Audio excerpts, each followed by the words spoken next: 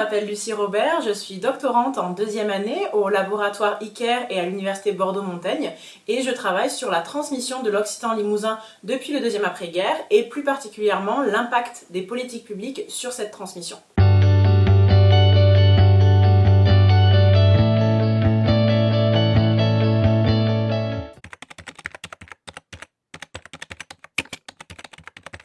J'ai un master en droit international humanitaire et droit humain, donc je suis juriste et j'ai travaillé donc un temps dans le monde humanitaire, le monde des droits humains et plus particulièrement dans le droit des minorités. Et c'est comme ça que j'en suis venue à m'intéresser beaucoup aux langues minoritaires et ensuite je suis devenue professeure pour les travailleurs humanitaires. Et donc là, j'ai fait un deuxième master donc en didactique du FLE, donc du français langue étrangère en milieu plurilingue.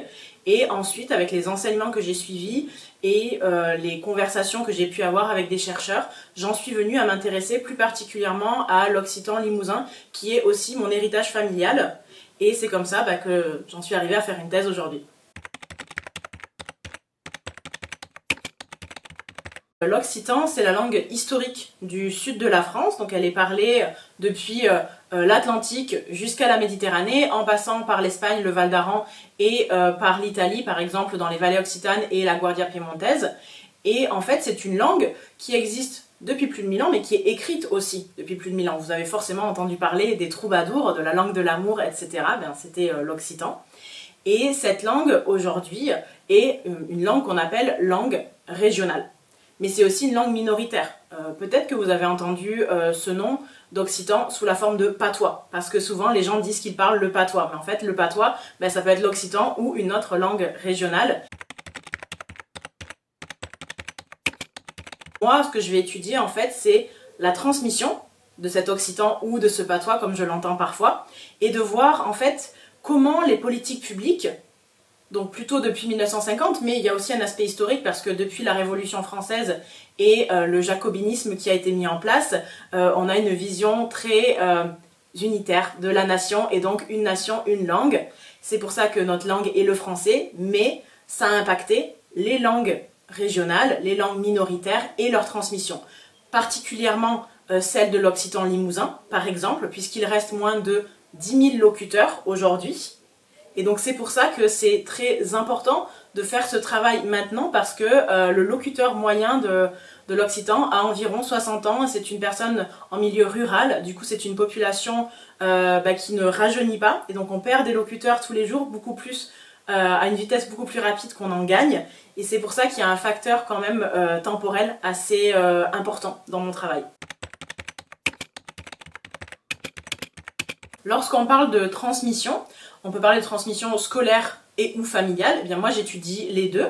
La transmission familiale, on sait qu'elle s'est plus ou moins arrêtée en fait après les années 50. C'est aussi pour ça que je commence à étudier la transmission à partir des années 50 pour comprendre en fait ce qu'il s'est passé et si l'école a pris le relais et si oui, de quelle manière. Donc c'est pour ça que je travaille en fait en faisant des observations participantes dans des écoles. Je fais aussi des entretiens avec des professeurs, avec des élèves, avec des personnes qui travaillent au niveau des politiques publiques, que ce soit au niveau du département, au niveau local. Et en fait, ce qu'on se rend compte, c'est que il y a toute une génération qui a été brimée pour avoir parlé sa langue. Et donc, cette génération ne l'a pas transmis. Et aujourd'hui, quand on parle avec des élèves qui l'apprennent à l'école, la plupart nous disent qu'ils n'ont pas d'occasion, malheureusement, de le pratiquer en dehors de l'école, soit parce que leurs parents et leurs grands-parents ne le parlent pas, soit parce que, il y a toujours cette réticence, parfois, à parler en occitan, en patois, entre guillemets, parce que les personnes plus âgées se rappellent, en fait, de ce qu'elles ont vécu au moment où elles étaient à l'école et qu'on leur interdisait formellement, dans la grande majorité des cas, de parler leur langue. Quand on parle des politiques publiques, parfois on se rend compte qu'il y a une grande différence de traitement en fait et une différence dans le nombre de politiques publiques qui sont faites pour les langues. On peut parler par exemple de la région Nouvelle-Aquitaine, on a le basque, le poitevin-saintongeais et l'occitan. Donc moi ce que je connais le mieux évidemment c'est l'occitan.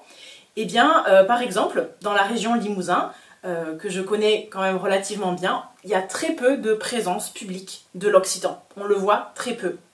Et ça se ressent aussi parce que quand on parle aux personnes des milieux associatifs, militants, même aux personnes qui ne sont pas forcément dans ces milieux et qu'on leur demande est-ce que vous connaissez des actions qui sont mises en place pour l'occitan ou pour le patois? Eh bien, les gens répondent, quand ils sont dans le milieu associatif ou militant, ils répondent qu'il y en a peu. Et quand ils ne sont pas dans ces milieux, ils répondent qu'ils n'en connaissent aucune.